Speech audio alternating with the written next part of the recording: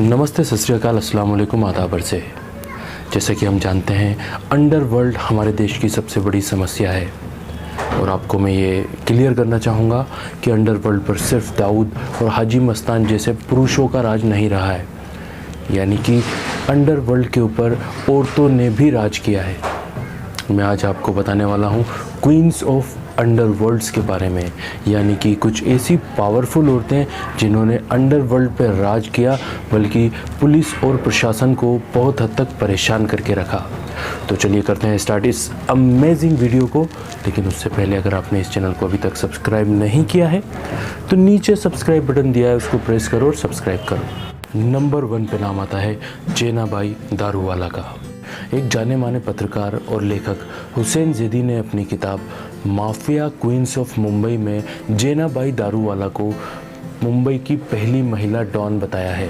मुंबई के डोंगरी इलाके में दारू का धंधा करने वाली इस महिला के एक एक शब्द दाऊद और हाजी मस्तान के लिए पत्थर की लकीर हुआ करते थे, यानी कि अगर इसने कुछ बोल दिया तो फिर दाऊद और हाजी मस्तान उस चीज़ को इनकार नहीं कर सकते।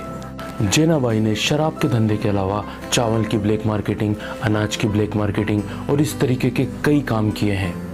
लेकिन बाद में जेनाबाई पुलिस की मुखबिर भी बन गई और 1993 के धमाकों के बाद जेनाबाई इस कदर टूट गई कि उसने इस धंधे से बाहर निकलने का सोच लिया।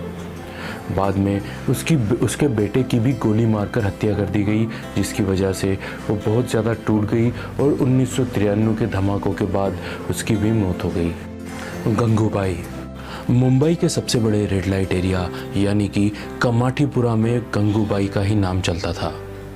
गंगूबाई सबसे बड़े चकला घर की मालकिन हुआ करती थी और जब कमाठीपुरे से रेड लाइट एरिया हटाने की मुहिम चालू की तो उसका नेतृत्व गंगूबाई ने ही किया।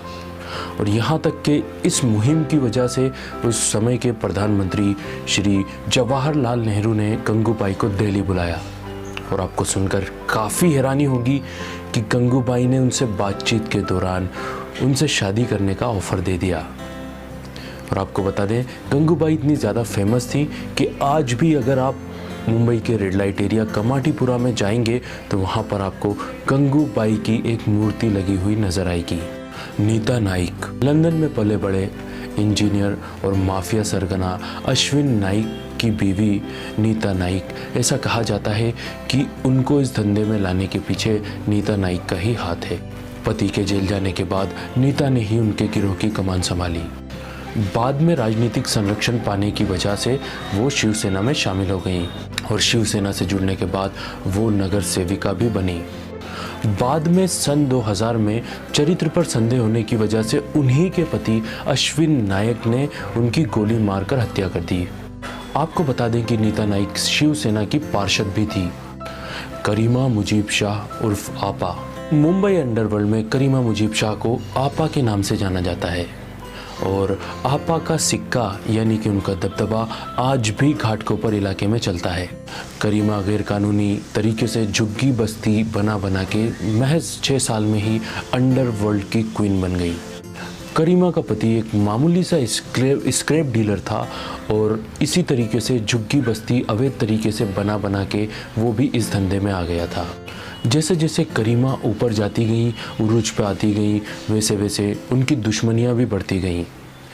और कहा जाता है कि कुछ ही दिनों पहले हाल ही में करीमा को पुलिस ने गिरफ्तार कर लिया है। पद्मा पुजारी कहा जाता है कि गैंगस्टर रवि पुजारी के पीछे से काम करने वालों में जो सबसे बड़ा नाम आता है वो उनकी पत्नी पद्मा पुजारी ही है। पद्मा को मुंबई पुलिस ने जाली पासपोर्ट के मामले में गिरफ्तार किया था। सन 2005 में जमानत पर रिहा होने के बाद से ही पद्मा पुजारी फरार है और इंटरपोल ने इसके खिलाफ उनके लिए रेड कॉर्नर नोटिस भी जारी किया हुआ है। रेशमा और शबाना मेमन। मुंबई ब्लास्ट में सिर्फ दाऊद इब्राहिम और टाइगर मेमन का ही हाथ नहीं था, बल्कि कहा जाता है कि टाइगर की बीवी रेशमा और उनकी साली शबाना भी बराबर की जिम्मेदार थीं और वो धमाके होने से कुछ टाइम पहले ही वो लोग देश छोड़कर भाग चुकी थी। और सूत्रों की माने तो ऐसा कहा जाता है कि वो आज कराची में अपनी लाइफ गुजार रहे हैं और हंसी खुशी से वहाँ पर रह रहे हैं। आशा गवली गैंगस्टर अरुण गवली की बीवी को आशा ताई के नाम से पूरे मुंबई में जाना जाता है। अरुण गवली इन दिनों जेल में बंद है और कहा जाता है कि आशा ताई ही उनकी पूरी गैंग का हिसाब किताब रख रही हैं और उसको चला रही हैं। अरुण गवली के चुनावों में आशा गवली ने ही उनके पूरे चुनावी प्रचार की जिम्मेदारी ली थी और उसे बखूबी निभाया था। आशा गवली के बारे में कहा जाता है कि मुंबई के स्लम्स में यानी कि झोपड़पट्टियों में वहाँ के दादा भी उनका नाम सुनकर कांप जाते हैं। अशरफा उर्फ सपना, जो दाऊद आज हमारे देश की पुलिस के लिए समस्या बना हुआ है और अच्छे अच्छे लोग उसके नाम से कांपते हैं, लेकिन दाऊद को खुद को जिसने टक्कर दी, जी हाँ, वो थी अशरफा उर्फ सपना। दरअसल किस्सा ऐसा है कि सपना के पति की हत्या दाऊद ने करवा दी थी और उससे बदला लेने के लिए उन्होंने मार्शल आर्ट सीखा और गोली चलाना भी सीखा और साथ ही साथ दाऊद के खिलाफ अपना एक गैंग भी खड़ा कर लिया। अंडरवर्ल्ड में सपना दीदी के नाम से जाने जाने वाली सपना ने शारजहां, दुबई में दाऊद को हत्या करने का पूरा प्लान भी बना लिया था, लेकिन अफसोस कि वो ऐसा नहीं कर पाई और उल्टा दाऊद ने उनकी हत्या करवा दी। शमीम मिर्ज़ा उर्फ मिसेस पॉल, छोटा शकील की गर्लफ्रेंड और उनकी बिजनेस पार्टनर। शमीम मिर्ज़ा ने छोटा शकील के इंडिया छोड़ने के जाने के बाद सारा उनका इंडिया का कारोबार संभाला। पुलिस ने शकील के साथ उनकी फ़ोन पर की जाने वाली बातचीत को कई बार रिकॉर्ड किया और साल 2002 में उसे मकोका के तहत गिरफ्तार कर लिया गया। तो दोस्तों, ये थी माफिया क्वींस ऑफ अंडरवर्ल्ड, यानी कि अंडरवर्ल्ड की लेडी डॉन्स। आई होप आपको ये वीडियो पसंद आया होगा और काफ़ी जानकारी भी मिली होगी। अगर ये वीडियो पसंद आया हो तो प्लीज़ लाइक करें, शेयर करके अपने दोस्तों के साथ भी इसको बताएं और कमेंट करके बताइए वीडियो कैसा लगा और कौन सी डॉन आपको सबसे ज़्यादा डेंजर लगी। अगली वीडियो के लिए इंतज़ार कीजिए। जब तक के लिए